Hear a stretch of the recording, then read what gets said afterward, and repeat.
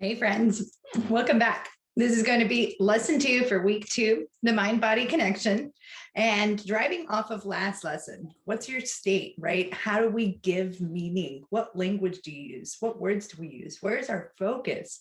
I want to allow you to discover how your state and what meaning you assign is actually driven by a set of needs that all humans collectively share. Equally share, yet needs that maybe some person craves more of one, another person craves more of the other. And so it defines so deeply how much we assign meaning to things. Today, what we're really going to do that's going to be really interesting, though, is discovering the 6 human needs within our bodies.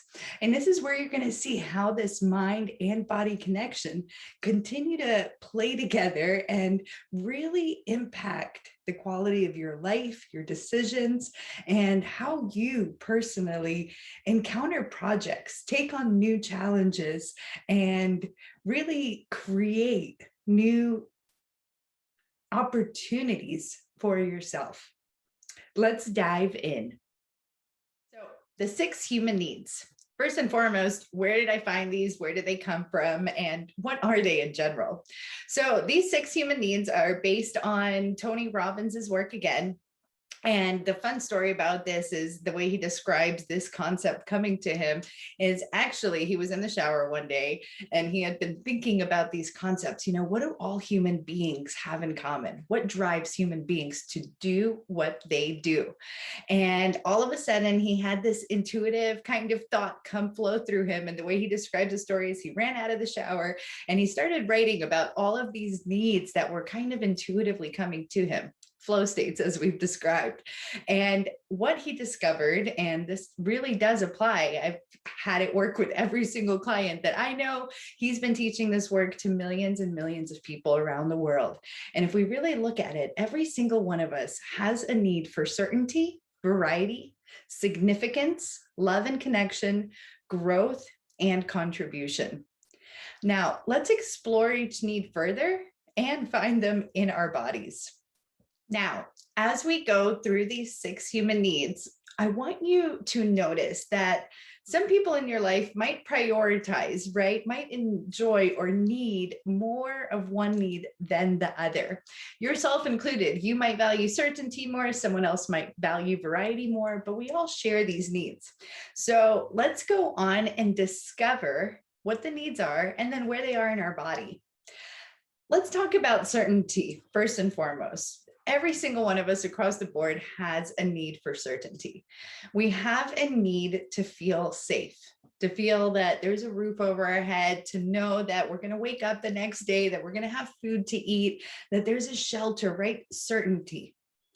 I also want you to think about when you think about being certain, about being resolute, about being steadfast and determined, right? Even those words that I'm using now, what feelings come up inside of your body? When I think about the emotions, words, language that comes up, thinking about the idea of certainty, things that came up for me were steadfast, resilient, always, content, knowing, clarity. Certainty comes with a certain stew of clarity, right? Where is certainty in your body? And when you think of a time, imagine when you felt really certain or something in your life that you're very certain about. Usually when someone is certain, they're confident, their shoulders are back, they're standing upright. Certainty often feels like it's in our foundation area. And it's very interesting because according to the chakra system, we can explore those modalities further, but we're all somewhat aware of the chakras, different energy centers within our body based on certain Eastern philosophies and traditions. The root chakra is our grounding, right? Is that foundation, that source, that certainty that oftentimes we experience at our base when we know something so deeply. Do you feel an emotional charge in your hips, a steadiness, a coolness, a grounding energy inside of your body? According to the Kabbalah, there's a similar energy system in the Kabbalah. And again, the very root chakra of the Kabbalah system, energy center, is called foundation. And so that feeling from the bottom up, almost like the human body, right? Our legs are our foundation. It's where our certainty, where we stand up straight, comes from, that base, that hips, the alignment. I don't know if y'all have ever visited a chiropractor, or even gone to a massage, but I often have upper shoulder and neck and back release things, and the chiropractor or the massage therapist will start working on my hips before they ever get to my shoulders, to create that alignment, to create that foundation, that base, so the rest of the spine can line up. This is certainty, and it's such a primitive need. It's such a foundational need, right? Until we're safe, until we have our basic needs met, we might feel uneasy, we might feel anxious, we might feel worried. And so this need for certainty, everyone shares. But if we had certainty to the extreme, we would always feel comfortable with our bodies. There would never be new situations, no butterflies, no fluttering, right? No first dates. We'd always be certain about things. We wouldn't have excitement and variety. So paradoxically, our next need is variety. Let's look into that further. So as I alluded to, our second need, the need for variety, plays a very big part in our lives as well. And some people really, really, really prioritize variety over certainty. I know definitely for myself, I've always been a risk taker, an adventurer, right? Those are kind of, again, I didn't outline it this time, but we're thinking about words, meaning what we assign to these needs and how we feel them in our bodies, to discover what we actually value the most, what needs are most important to us. How do we prioritize these needs? And how does that create meaning in our life, therefore in our state? Now, for me, variety is adventure and play and exploration and curiosity, right? We all have a need to discover something new, and people love to travel, or to the extreme extent, someone who absolutely loves variety might take on 50-foot waves on at Jaws on Maui surfing, or jump out of helicopters with a snowboard attached to their feet and go down crazy mountains. That could be the extreme need for variety playing itself out for adventure. Now, on the other hand, too much variety, right? Uncertainty can feel, I wrote here, scared, unknown, right? When we're trying to think, should I pursue a new career? Should I actually give this guy another chance? Should I go on that risk-taking adventure or book that vacation? It can feel nervous and anxious. And so when we think about variety in our bodies, I want you to consider, where is that emotion in your body? So oftentimes for me, variety shows up in my chest, in my belly, butterflies, right? Buzzing, light. Variety is often more playful. It's not like poised or graceful or confident. It's not sad or upset. It's oftentimes a lot more movement, right? And dance and flow. As I speak about variety, my body just wants to open up. So variety for me is buzzing, it's excitement, it's moving. On the other hand, in the negative, variety can feel like I'm scared, like I'm tense, like I get into fight or flight or even freeze mode, right? Almost like your belly drops, like you hear horrible news and it just, your stomach sinks. That's that oomph of variety, like I didn't want that, right? So if you really, really value variety, that might not be as big of a dilemma for you. Pardon me, y'all. However, if you really, really need certainty in your life, you might exclude yourself from a lot of these feelings, the emotions of openness and movement and excitement and buzzing, which may hold you back, right, from so many other areas of your life, things that you want to pursue and dream about. So all of these needs we meet somehow in the positive or the negative, and we experience in our bodies, both in the positive and the negative. Keep that in mind as we explore our next need. So our third human need is the need for significance. If you think about significance, it's the need to make an impact, the need to be needed, the need to be maybe contribute in charge of a project, to feel powerful. In the negative, oftentimes when humans aren't noticed, when they don't receive that validation, when they aren't told good job or given the resources that they need, significance in the negative could look like ego or force or power. The example Tony Robbins always uses that really resonates with me is when someone chooses to pick up a gun, right, and rob someone at gunpoint. For that moment, they are feeling significant. They are feeling powerful, right? I don't even want to do the motion, but you can just imagine yourself like, or even a bully standing over somebody with that motion, that's significance, right? And I can just, as I'm doing it, I feel it in my body, right? So again, when we're discovering our need for significance, our need to be noticed, our need to be known, or to be seen, to be understood, what words am I assigning, right? What words am I using? How do I value and look at significance? So some of the things that I wrote is power, contribution, value, known.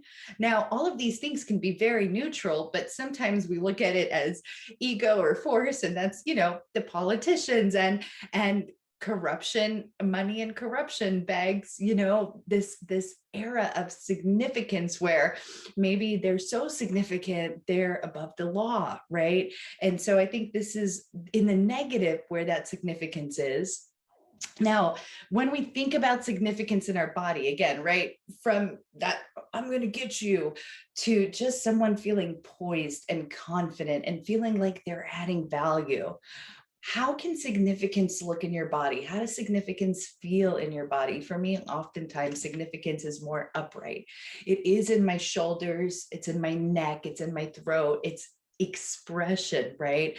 In the positive, significance is service and allowing my message to come through and being there for others and holding space and being seen in a way that I add value to the situation, to somebody else's life. Therefore, that gives me significance.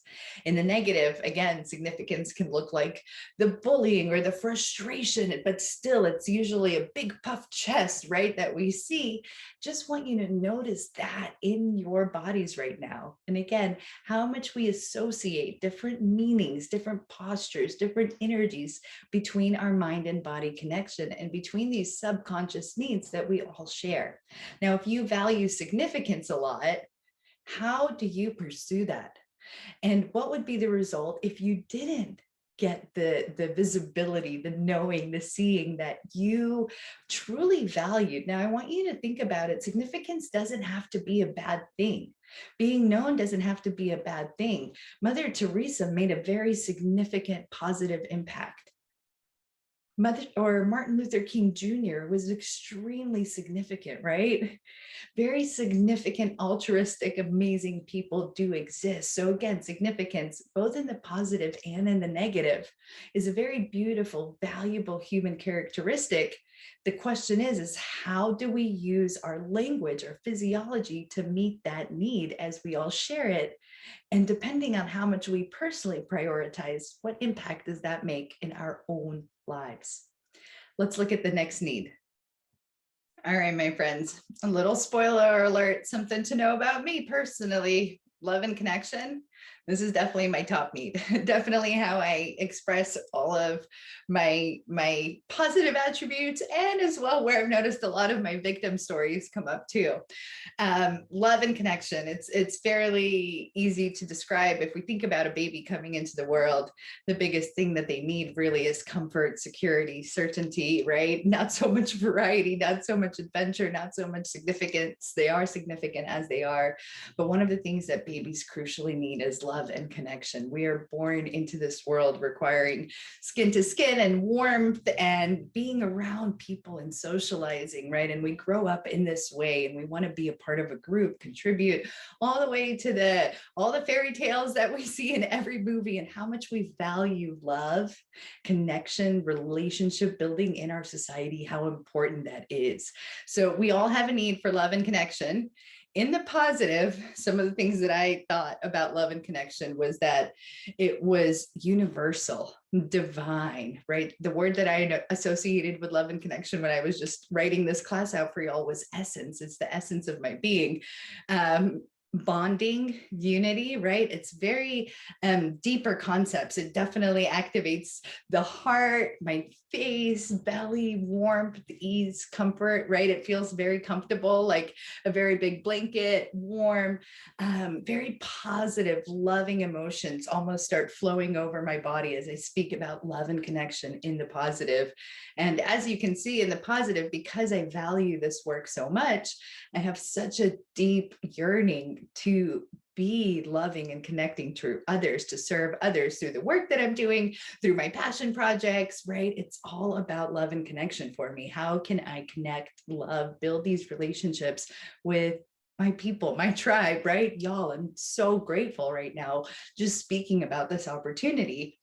On the other hand, like I said, every need, especially when we prioritize them with so much significance, ironically enough, love and connection too can feel when you aren't getting love and connection, when you aren't meeting the need for it, like loss and loneliness. And I put impossible, right? Isolation.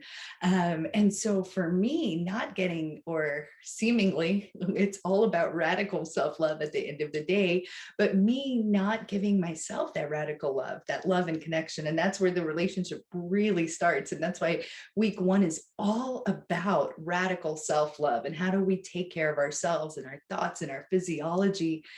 For me, I felt like a pit in my stomach and I felt so dark and I felt collapsed, right? If you think about someone depressed, hugging themselves, crying or isolating, that also is a form of nurturing yourself and giving yourself love and connection, and just didn't realize I was doing it the hard way around. And the other thing we end up doing to create love and connection for ourselves when we're really craving it and aren't meeting that need in more proactive, positive ways is oftentimes people with a serious need for love and connection, myself included, end up creating dependency issues, substances that fill in the gaps, right? I started smoking cigarettes, I drank a lot, I became a total pothead in high school.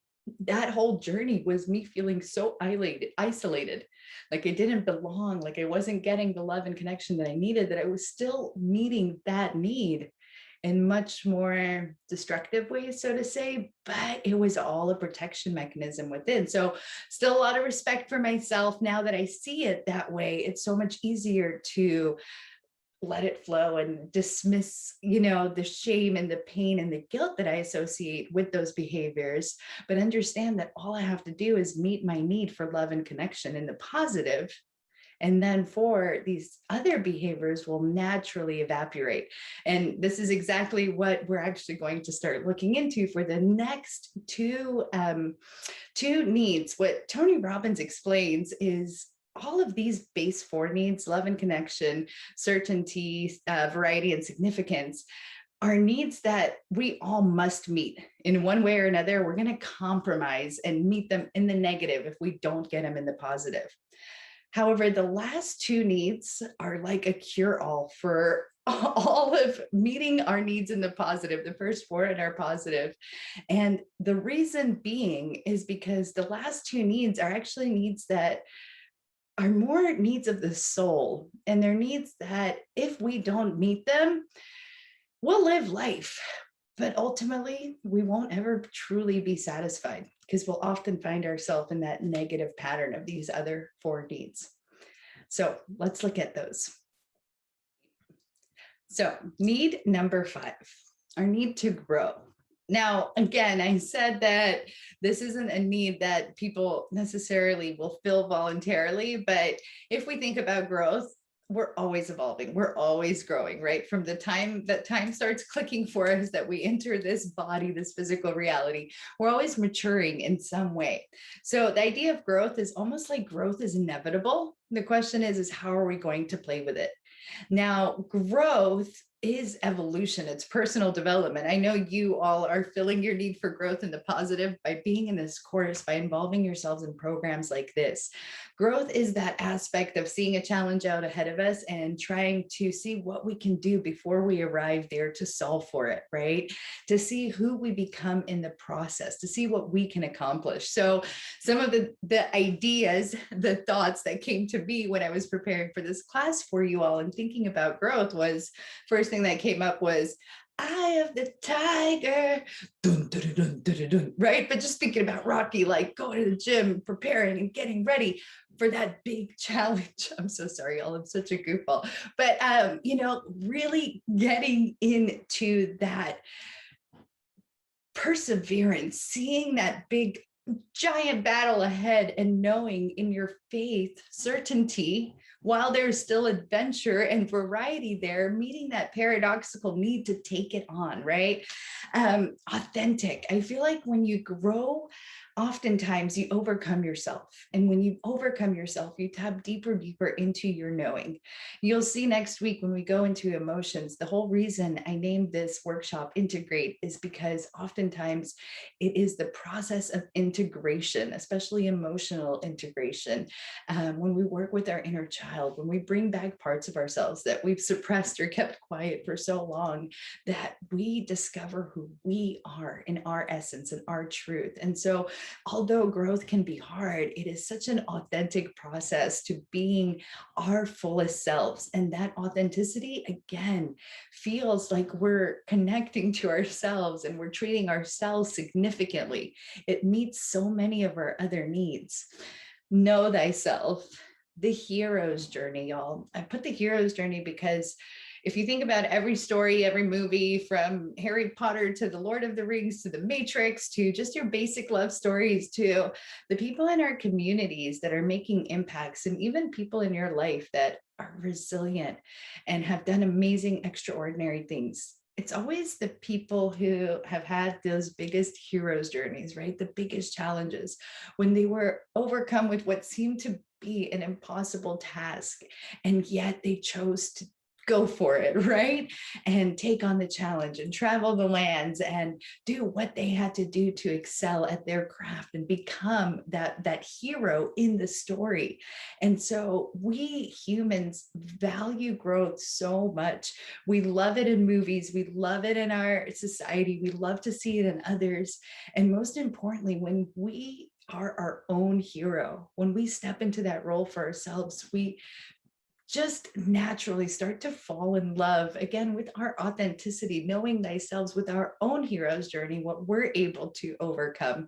And it is such a beautiful feeling within your body, right? When you're able to realize that you are your own hero. And overcoming is another word that I put, right? Growth feels like you've gone through the hurdles, you've overcome a serious challenge. And that is just so, so beautiful. Now, on the other hand, growth can be ignored. You can feel complacent, unsatisfied, comfortable, right? I want to stay in the comfort, in that certainty zone. And when we do that, oftentimes we feel closed, we feel stuck. If you feel that emotion in your body, it's not a easy emotion. It's not a positive emotion, complacency. Whereas on the lighter side, when you are in that eye of the tiger, contributing your hero's journey moment, you feel powerful, you feel self-love, you feel satisfaction and significance, you feel confident, resilient, content. Really want you to tap into that deep, deep, deep within your body, those feelings of growth. Just really breathe that in and experience that now, and know that this is the feeling where we'll learn later on in this challenge about living in breakthrough. This feeling is absolutely incredible, and it is such a divine fuel, such a amazing source of energy to propel you through even those next challenges in your life, right? If you think about every hero, somehow they came up with this mysterious energy to keep on going, no matter the hurdle. That's because they were growing, evolving in the process, becoming themselves, fueled by that state, right? It's beautiful. Now, what's our last need? Let's check it out. So finally, need number 6, contribution. Again, contribution is something that's somewhat voluntary. Obviously, a lot of us, if you're interested, I could post some information about zero-sum game exchanges, right? I'll do this for you if you do this for me. So we contribute in ways where we have to have an exchange system in this world. People have to function. We live in community. We need each other. We need different resources that we all have. We need transactions. But contribution, when done in the positive, is that idea of selfless giving. You know, I put right underneath Mother Teresa, Martin Luther King Jr. I put to be a chariot, right? To be a vessel, to be a carrier of a message that's beyond you, and to be able to give in ways that just seem not humanly. Now, obviously, I'm not expecting everyone to be Mother Teresa, but to really see what contribution feels like, to go outside of yourself, to give selflessly, what that energy is like in your body. I wanted to bring up those examples, and contribution, when done correctly, people who are living in philanthropy and giving back are living in a state of gratitude, in a state of satisfaction. They feel open. They feel like they're able to give. They feel abundant and satisfied, right? And it is ultimately, that is the state of thriving. When you feel like you have so much, you have enough, you are so in your power with all of the other needs being met, that now you can just give back freely, so satisfactorily to yourself, to others as well. In the negative, when we don't contribute, it sounds like, hey, it's not my problem, or people need to take care of themselves, right? But when you think about those ideas in your body, it feels closed. It's not a satisfying feeling, and it's definitely feels more isolating, more closed off. Now, most of our projects, most of our passion projects, especially in this life, I would beckon that anyone who's in my course, who's attracted to me, is deeply wanting to contribute, deeply wanting to give back, deeply wanting to be a light to others, to be a source of inspiration and goodness to other people within their lives, within their communities. And so if you're here, I just want you to really tap into moments of contribution when you really gave back selflessly. What did that feel like in your body? What kind of a high did that give you? What experience did that give you?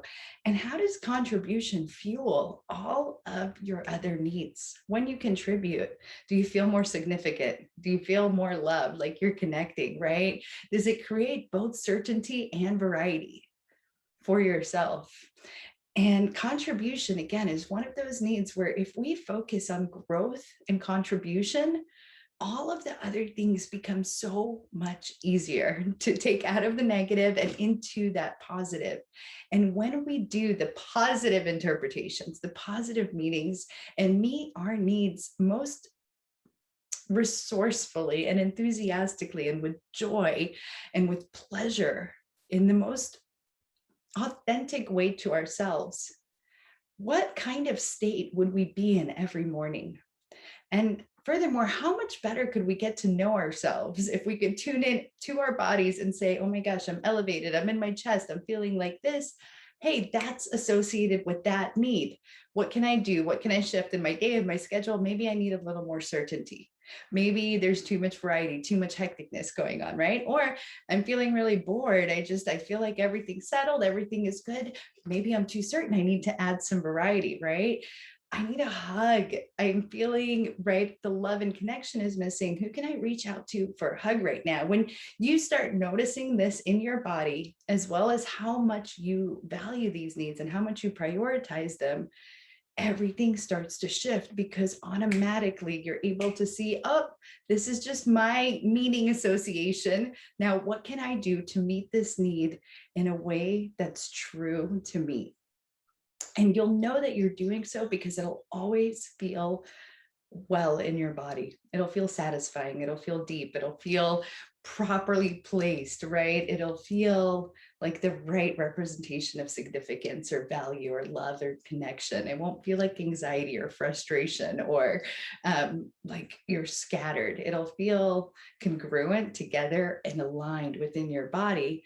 And the more you're able to discover these needs within your body, the more you'll be able to meet these needs for yourself with your mind, and with your body. So for today's homework, to discover these needs within your body a bit further, today's class is a little bit longer, so we'll keep the homework a lot shorter. Today, I'm going to post a link for you all, and we're going to go to Tony Robbins' website, or you can, if you want to, just Google Tony Robbins 6 Human Needs Test. It'll come up right away. And take that quiz. It's a short little quiz through his website, and it'll actually give you a score of what needs you prioritize, what needs you value the most. You'll see how the questions play out after this class on that quiz. And I just want you to take a couple minutes today to really journal about your top 2 needs. And maybe you don't even have to take this quiz. Maybe after just watching this class, you're like, oh yeah, love and connection and certainty, those are my 2 things, right? Or maybe I really want to work on growth and contribution. Take the needs that you value a lot, that resonate with you. If we're not going to take the quiz, that's totally fine. And then just journal about them. Journal about, where's your state? Where's your focus when it comes to those needs? Are you meeting those needs in the positive and the negative? What meaning are you associating to those needs being met in your life or not being met in your life? And how does that affect your overall state, right? Your focus, your physiology, and the meaning that you assign.